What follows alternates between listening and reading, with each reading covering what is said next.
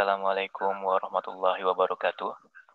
Di sini saya akan merangkum webinar dengan judul Pekerjaan Konstruksi Rancang Bangun, yang mana webinar tersebut dinarasumbai oleh Insinyur Riyad Horem di PLH, di mana beliau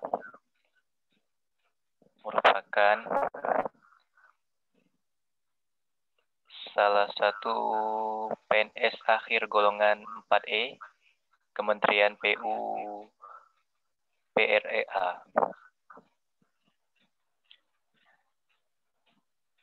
Di sini, di webinar ini beliau membahas tentang kontrak pekerjaan konstruksi dengan desain, bid, build, di mana di sini banyak dari proyek pemerintah yang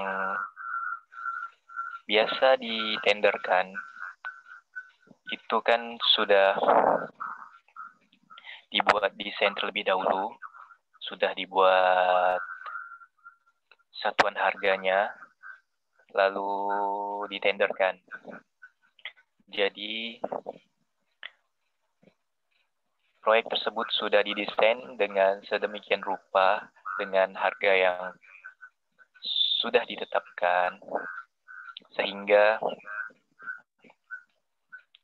kontraktor menawar dan menghitung sesuai apa yang telah dirancang oleh konsultan pihak pemerintah.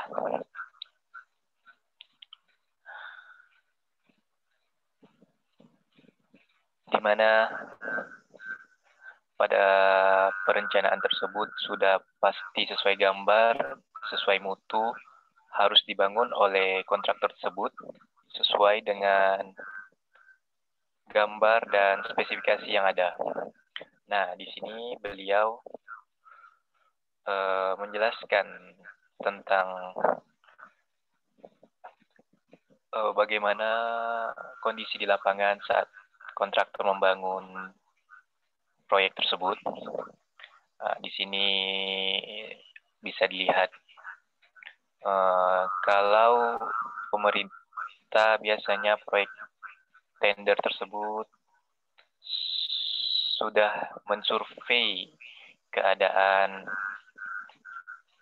lapangan dan mereka membuat desain tersebut sesuai apa yang mereka inginkan dan mereka perhitungkan.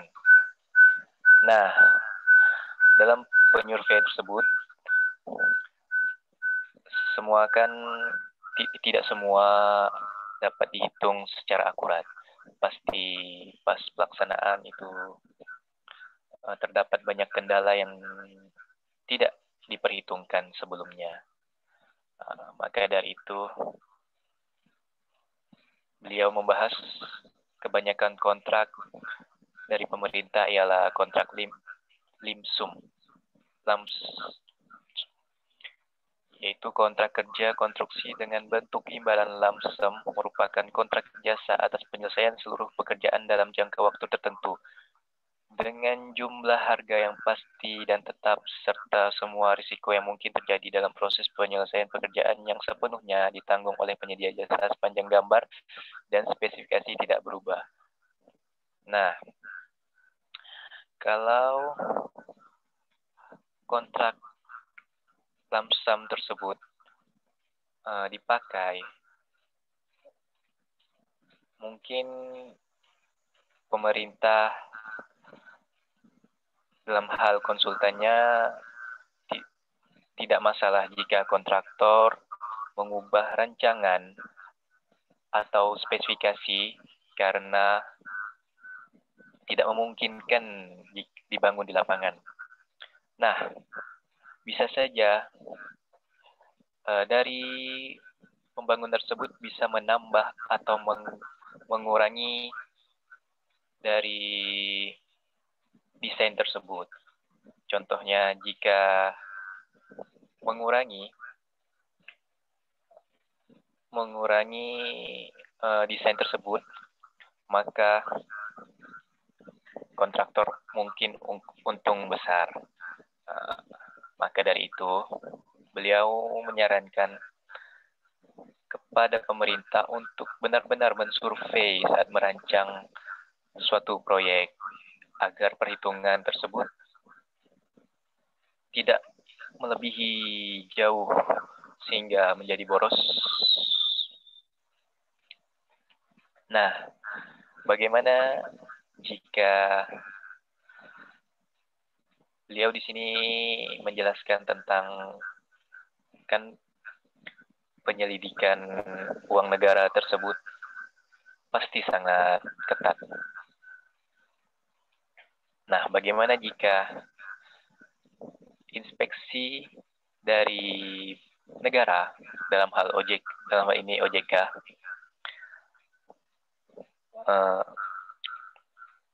mereka mensurvei hasil yang sudah jadi tidak sesuai dengan dokumen yang ditenderkan. Nah, dalam hal ini beliau menjelaskan bahwa dalam kontrak lamsam tersebut tidak boleh OJK mensurvei secara materi. Mereka harus datang ke lapangan face to face dengan kontraktor dan konsultan dari pemerintah. Mengapa yang dibangun tidak begitu sesuai dengan tender yang telah disepakati.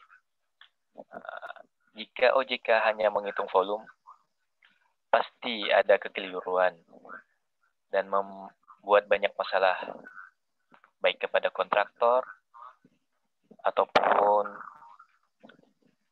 pemerintah yang mempunyai proyek tersebut. Maka dari itu, beliau menyarankan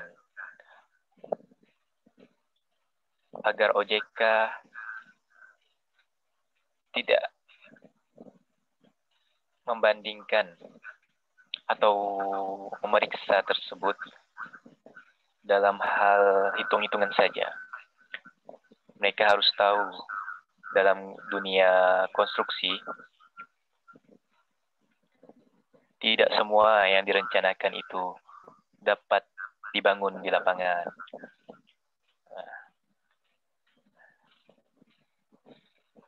Dalam kontrak lamsam tersebut, sebaiknya pemerintah dalam menyelenggarakan pelelangan sebelum pembayaran dengan metode lamsam dilakukan. Hal tersebut tentu saja dilakukan demi memperoleh penyedia jasa yang baik, PTU, dalam hal pembayaran kualitas barang dan juga jasa. Saat kontrak sudah dibuat, maka pihak penyedia jasa harus menanggung seluruh biaya lebih yang biasanya terjadi selama proses sedang berlangsung, baik itu di dalamnya yang menyangkut harga bahan baku yang sedang naik saat produksi atau tambahan biaya lainnya. Sebelum terikat dengan kontrak, umumnya penyedia jasa akan menjadi pihak pertama yang harus melakukan lebih banyak perhitungan. Hal ini bisa dipantau dari adanya fluktuasi peningkatan harga bahan baku yang selama ini terjadi. Nantinya, harga tersebut dimasukkan kontrak sebagai suatu perhitungan kontraktor. Nah, dari webinar tersebut, kita dapat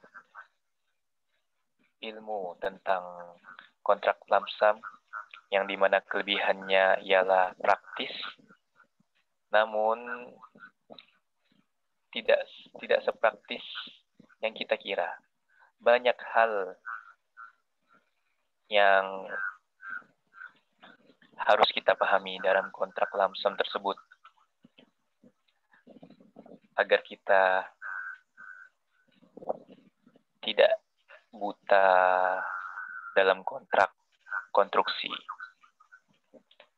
Ya, itulah yang bisa saya sampaikan. Lebih dan kurangnya saya mohon maaf. Wabila taufik wal hidayah. Assalamualaikum warahmatullahi wabarakatuh.